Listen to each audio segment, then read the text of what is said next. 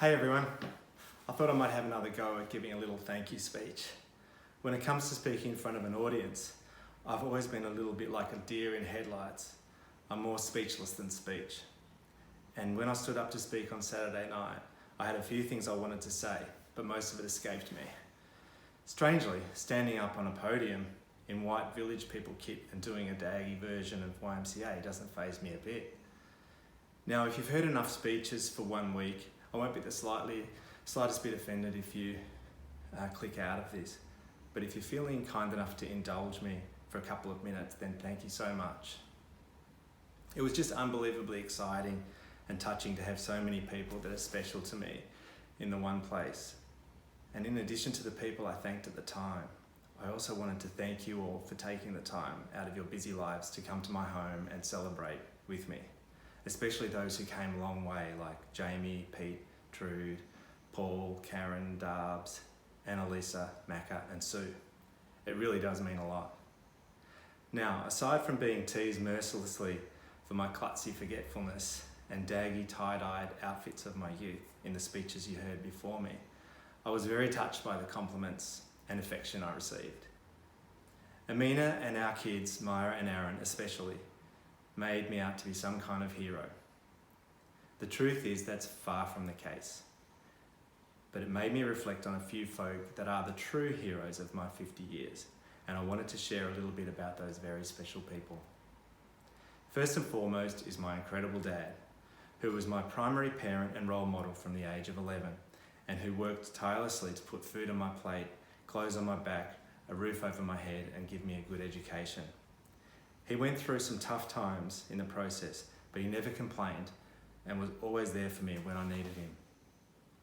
In primary school, however, I was as shy and lost as a new kid in grade 2 at Albert Park Primary, until a year later I jumped on the coattails of my lifelong friend Jamie, whom some of you know and others would have met on Saturday night. Jamie was full of cheek and spunk, and a little bit of it rubbed off onto me, helping me get ready to take on the world. But it wasn't long before I was at my 3rd primary school, and this was a major culture shock, the elite boys' school in Hawthorn, Scotch College. After spending the first few years in the nerdy doldrums, I finally fell on my feet by forming a very special friendship with a cocky, bleach-fringed kid named Tim Black. Riding the Black wave, my life transformed into a never-ending fun carnival of parties, clubs, beach houses, and so many great friends that I might never have found if it hadn't been for Tim. And some of them were there and part of the fun on Saturday night.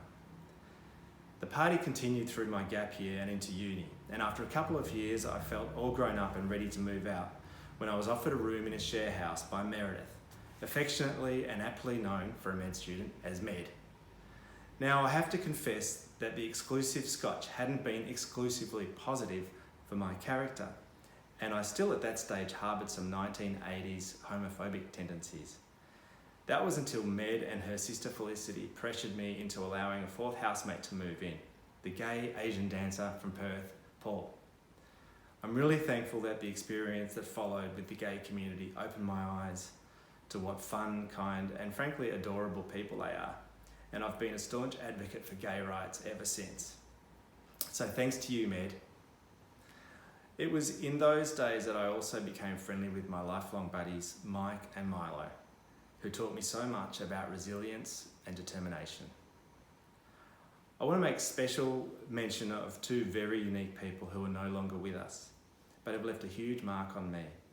Our son Aaron is named after the indefatigable and much loved Aaron Rackar, one of the most amazing people I've ever met, and a guy I'll love forever. Aaron was many things: poet, musician, actor, director, pool opponent, squash partner, philosopher, intrepid Indian traveller. But to me, he was an inspiration in so many ways. I get a similar vibe and a special kick out of my friendship with Pete, the very tall, blonde, or these days more of an ash blonde, scallywag you might have spotted at the party, and with whom Aaron, Ted and Dave created all my favourite Lisa's Friends songs. The nearest thing I've met to Aaron since we lost him, someone of similar charisma and talent, was Doug Tremlett. who was survived by his partner Alana, our wonderful choreographer for the night, and son Aaron's best mate Casper. Doug transformed the normally kind of dull days of having kids in primary school into fun, games, stimulating conversation, and side-splitting laughter, and his memory will always shine bright. Okay, I've got 3 very special people left to mention, and they really take the cake. I'm so incredibly lucky to have had the privilege to help raise our beautiful, kind, charming, determined, and talented daughter Myra, and our smooth, suave, hilarious, and equally determined and talented son Aaron. I'm really bursting with pride for both of them, and they inspire me every day. But I can honestly say that I've saved the very best for last. Amina, you really are my whole world and my reason for getting up in the morning. I pinch myself every day that I was lucky enough to not only find you, but to have you choose me as well. And the thought of having you all to myself for hopefully another 50 years or so is more than I could ever ask for. You're not only completely gorgeous and you light up the room, but it's the way you nurture and care for me, guide me when I'm stuck, pick me up when I'm down, forgive my many stuff-ups, remind me of things that I've forgotten, and brighten up my everyday that is a gift straight from heaven. And your huge, wonderful, generous family are icing on the cake. Thank you so much for everything that you do for me, and especially for giving up your home so that I could indulge myself with all this, as well as your tireless efforts and fabulous ideas that helped make my 50th birthday party a night I'll never, ever, ever forget. Thanks, everyone.